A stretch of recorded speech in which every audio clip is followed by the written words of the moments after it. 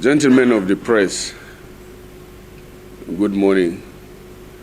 In reaction to what has happened to me, I reviewed several times, from beginning to the end, the interview I granted. I also shared the interview I granted to friends, elders, leaders in this country to review and get back to me to tell me whether I have said anything that is not true or that is wrong in that interview.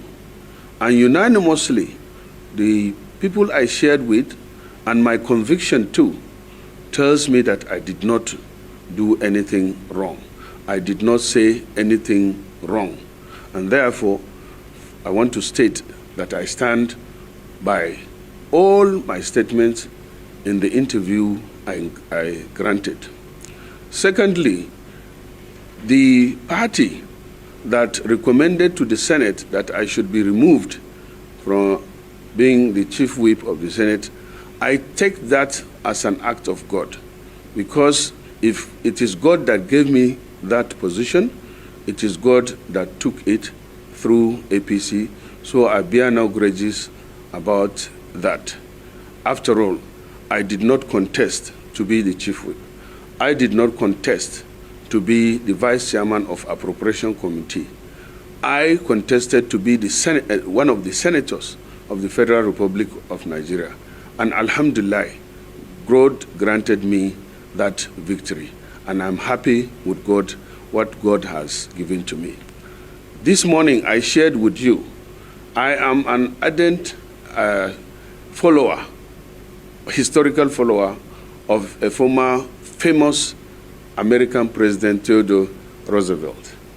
I want you to state the quote that I say, but briefly, it says, it is unpatriotic to stand by the president in whatever he does. It is patriotic to speak the truth to not only the president, but anybody for that matter. It is unpatriotic not to speak the truth to power or to anybody, and I still stand by that.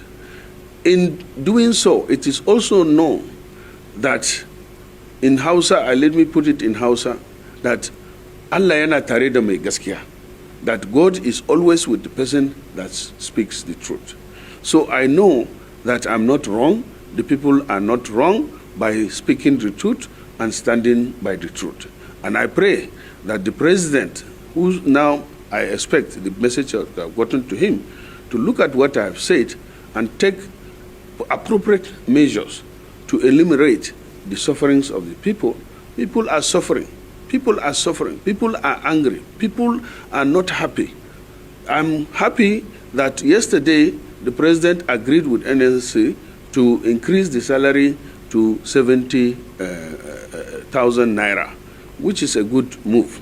But it takes more than that, because realistically, that is like a bag of rice, a money that will maybe buy a bag of rice or cover the cost of bag of rice.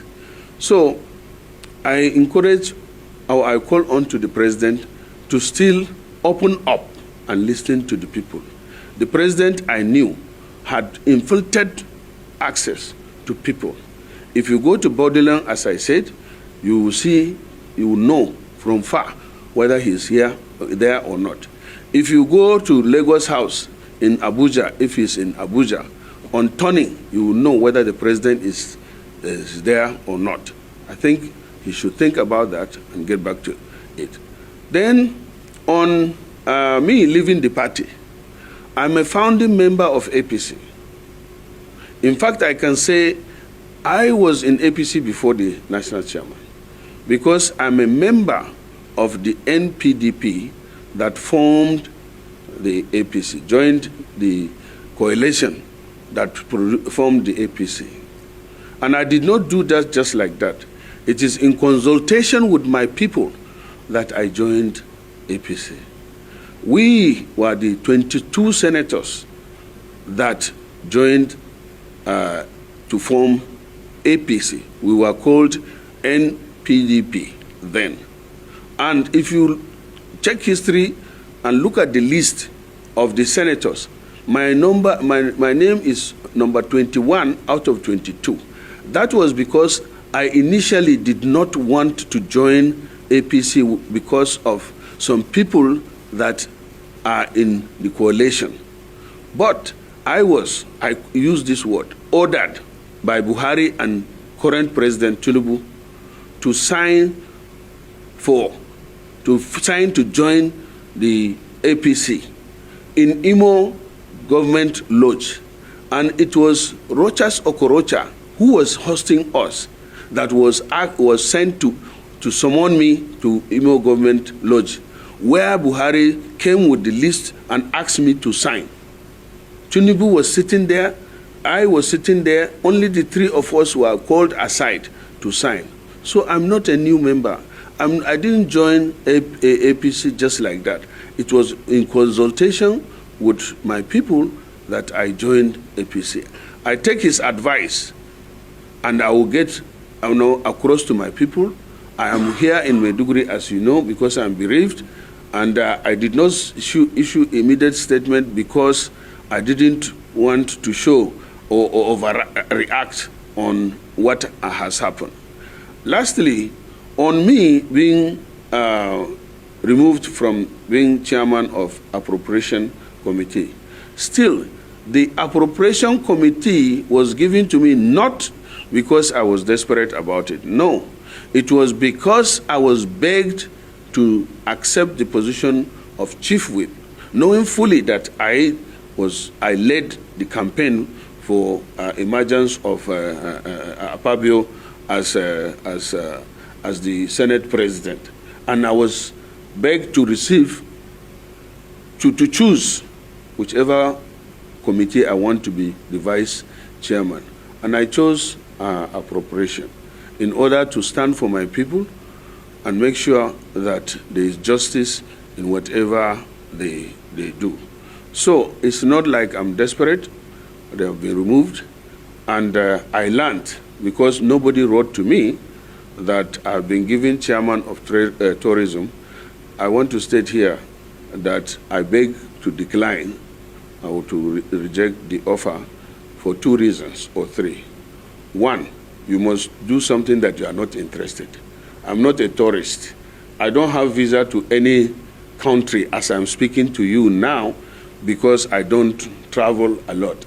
I have never been to China, I have never been to India, I've never been to France.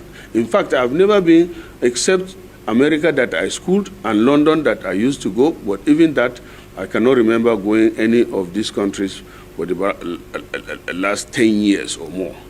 So I'm not interested in accepting the Committee on Tourism for the 2 reasons I told you. I'm inexperienced in that.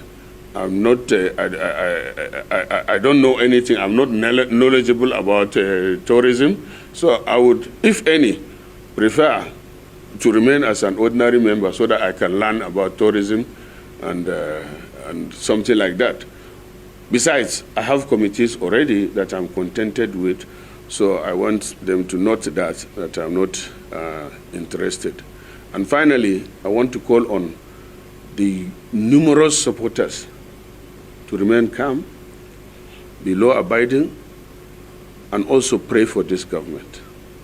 Pray for Nigeria, and pray for the country. We are passing through the most difficult time in the history of this country, especially when it touches on, lack of, because there is the World Food Program. I've said that there's going to be scarcity, there's going to be hunger, and already these indices have shown, even now, Nigeria is ranked as one of the countries that is top on food insecurity, with over 38 million that are facing food insecurity.